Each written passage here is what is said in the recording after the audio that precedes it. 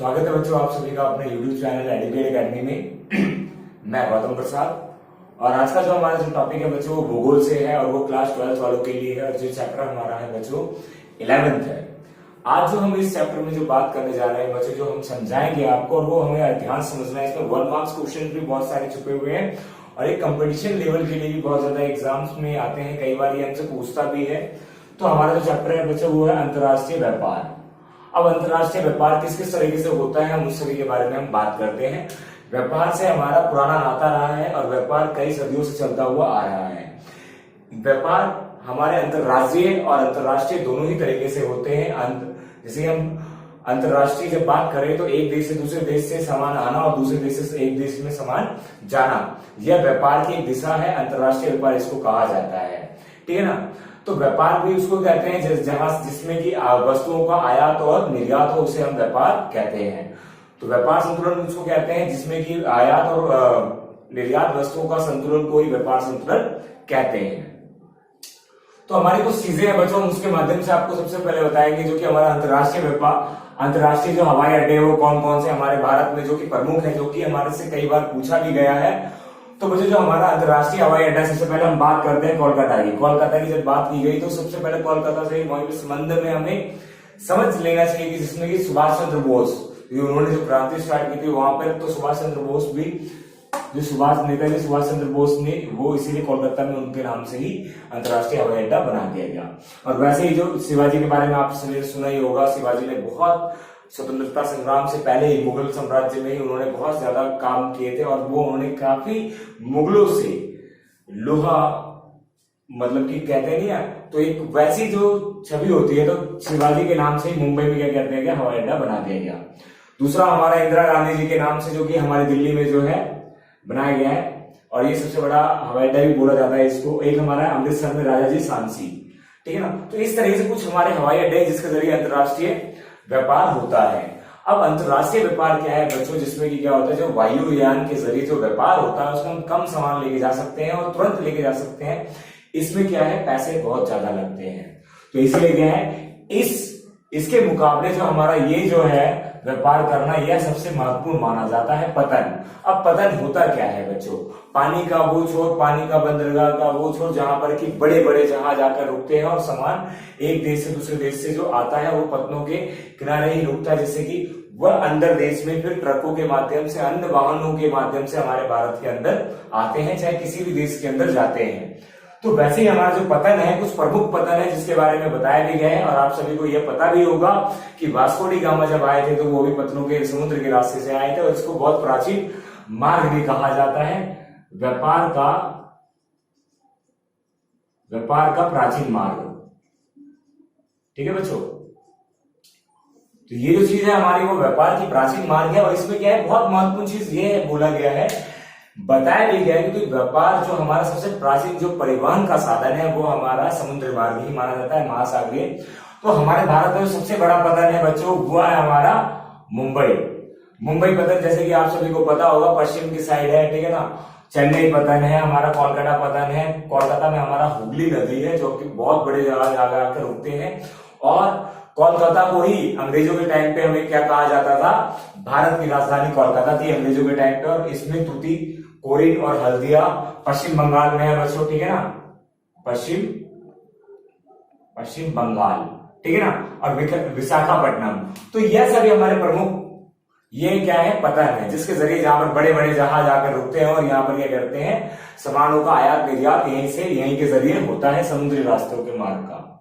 अब आते हैं बच्चों कुछ चीजें हमारी, जब हमने इसमें जान लिया पतन और हमारा हवाई अड्डा, ये 1 मार्क्स से हमारे से पूछता है सबसे बड़ा पतन कौन सा है, तो आपको बच्चों बताना है। और सबसे प्राचीन पतन कौन सा है, चेन्नई है। और सबसे बड़ा पतन कौन सा है बच्चों, मुंबई है।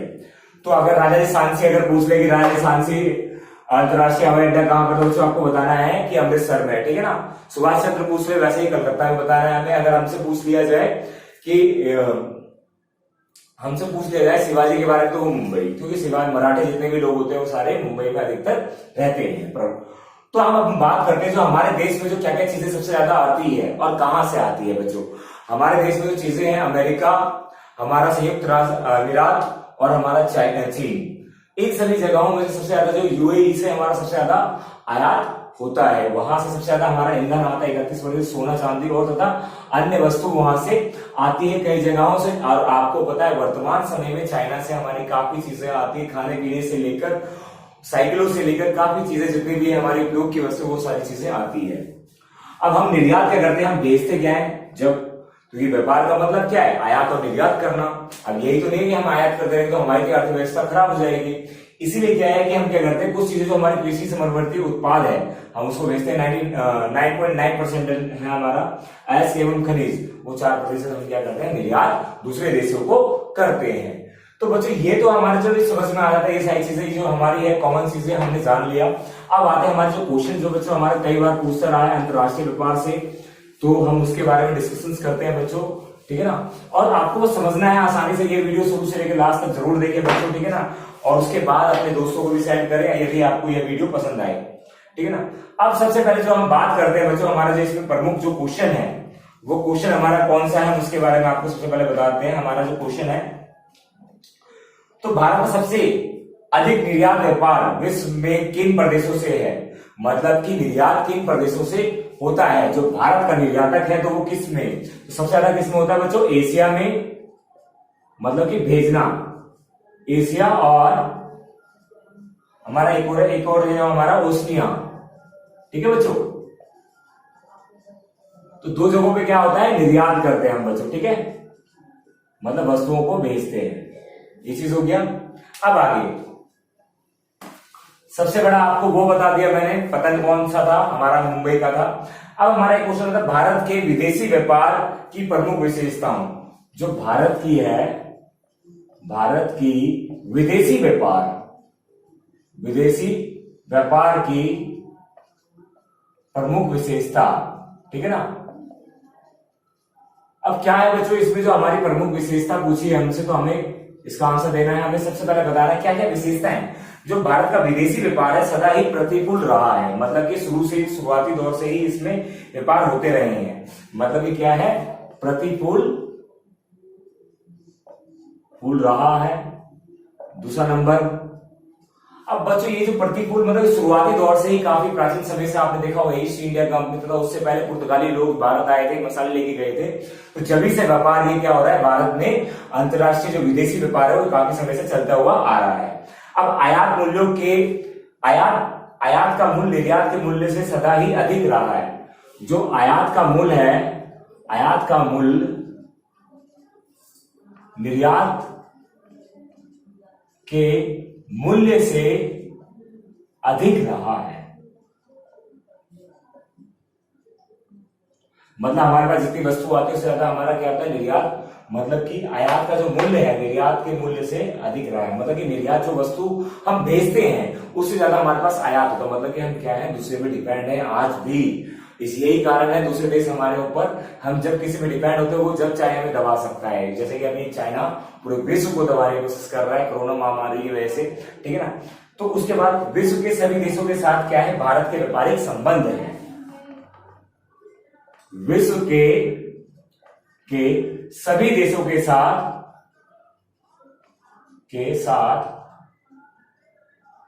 भारत के संबंध।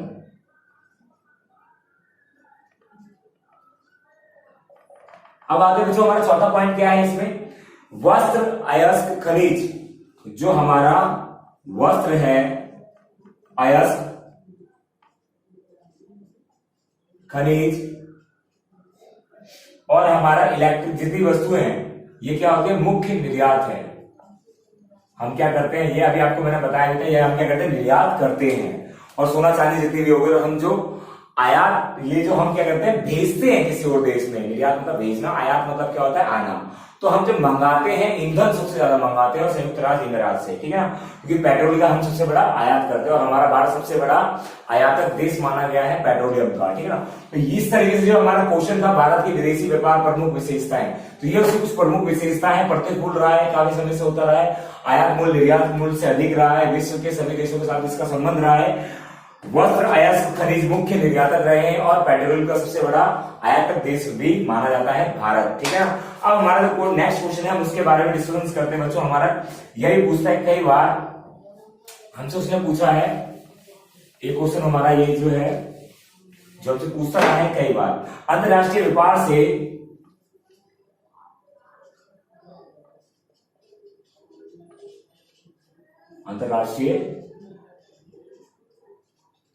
अंतरराष्ट्रीय व्यापार से देश को कैसे लाभ प्राप्त होता है, देश को कैसे लाभ प्राप्त होता है। ठीक है ना, यह हमारा हो गया प्रश्न। अब अंतरराष्ट्रीय व्यापार से देश को कैसे फायदा होगा? भैया जितनी बड़ी अर्थव्यवस्था होगी और जितना बड़ा व्यापार होगा उससे हमारा क्या होगा, बहुत बड़ा फायदा होगा। जब वस्तु एक स्थान से दूसरे स्थान पे जब मिलने लग जाएगी, उपलब्ध होने लग जाएगी, तो वस्तु वो ज्यादा बिकेगी। तो इससे क्या होगा, लोग क्या करेंगे, अपने ही सामान पर आत्मनिर्भर ना होकर के सभी सामानों पर आत्मनिर्भर होने लग जाएंगे। प्रत्येक देश की कुछ वस्तुएं क्या होगी, आवश्यकताओं के अनुसार क्या होगी, दूसरे देशों में भी, प्रत्येक देश की वस्तु अन्य देशों में उपलब्ध होगी। ठीक है बच्चों, ये तो हो गया हमारा नंबर 1। अब नंबर 2 क्या है? अब इससे क्या होगा बच्चों, इस प्रकार देश के जो है जितनी भी जो अपनी आवश्यकता है वो कम वस्तु आयात करता है, मतलब कि जितने भी जो है वो क्या करेगा, कम वस्तु आयात करता है, और वह क्या करता है, निर्यात भी करता है, जिसके कारण क्या होता है, उसको कई प्रकार के फायदे ही होते हैं। अब किसी भी देश की आर्थिक उन्नति अंतरराष्ट्रीय व्यापार पर ही टिकी होती है, मतलब कि जो आर्थिक उन्नति है, आर्थिक उन्नति जो होती है बच्चों, वह किस पे टिकी होती है, अंतरराष्ट्रीय व्यापार पर। ठीक है ना। तो अब अंतरराष्ट्रीय व्यापार में जो बोला गया है, किस तरीके से हमारी, मतलब कि मान लो जब हमारा जो सामान है हमारे देश में भी बिकेगा और अन्य देशों में बिकेगा, तो क्या होगा, हमारा तो फायदा ही फायदा होगा ना, क्योंकि हमारे ज्यादा बेनिफिट होगा। तो इस तरीके से यही चीजें हमारे लिए जो हमसे कई बार पूछता रहा है और आपको बता दे दिया मैंने। ठीक है ना। अब एक क्वेश्चन जो हमारा आता है, इसमें जो पूछा गया है वो मैं आपको बताता हूँ, जो बहुत महत्वपूर्ण है, जो हमारा कई बार आ चुका है। वो है हमारा स्वतंत्रता के बाद से भारत के आयात और निर्यात संगठन के बदलते प्रारूप की समीक्षा कीजिए। मतलब कि स्वतंत्रता के बाद से भारत में आयात और निर्यात के बदलते स्वरूप को बताइए। ठीक है ना। अब बदलता स्वरूप कैसा है बच्चों, जब 1950 की जब हम बात करें, 1950 से 1960 तक की बात करें, तो इस समय क्या था, खाद्यान्नों की कमी के कारण क्या हुआ था, हमारे पास क्या थी, खाद्यान्नों की कमी होने के कारण आयात किया हमने बहुत अधिक मात्रा में, क्योंकि इस समय क्या था, हमारे हर एक क्षेत्र में क्या था, सूखा पड़ा हुआ था। ठीक है ना। दूसरी चीज बच्चों हमारा क्या है, और वही जब हम बात करें इससे आगे, जब हम बात करें 1970 के दशक में क्या हुआ, हमारा भारत थोड़ा समृद्ध हुआ, और हरित क्रांति के कारण क्या हुआ, खाद्यान्नों, हरित क्रांति की वजह से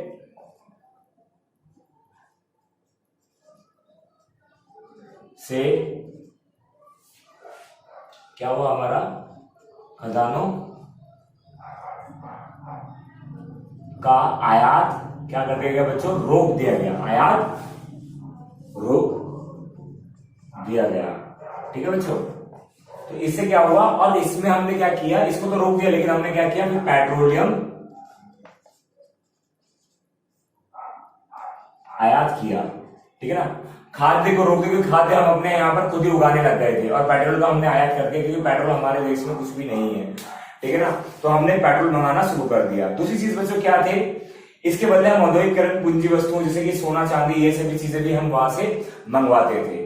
अब हमारा निर्यात का स्रोत क्या है, हमने कॉफी, मसाले, जितने भी सारी चीजें वो क्या की, हमने और अन्य देशों में भेजा, और जितने भी निर्मित वस्तुएं हैं, उत्पाद है, वो सभी भी हमने वहां पर भेजी, जिसके कारण क्या हुआ, हमारे को बहुत फायदा हुआ, और इससे क्या हुआ, काफी आयात और निर्यात में काफी चीजें हमें देखने को मिलती है। तो बच्चों ये जो हमारा जो चैप्टर है यहाँ पे समाप्त होता है। यदि आपको ये वीडियो पसंद आए तो लाइक शेयर कमेंट जरूर करें और इस तरीके से हम नेक्स्ट वीडियो में मिलते हैं। Thank you.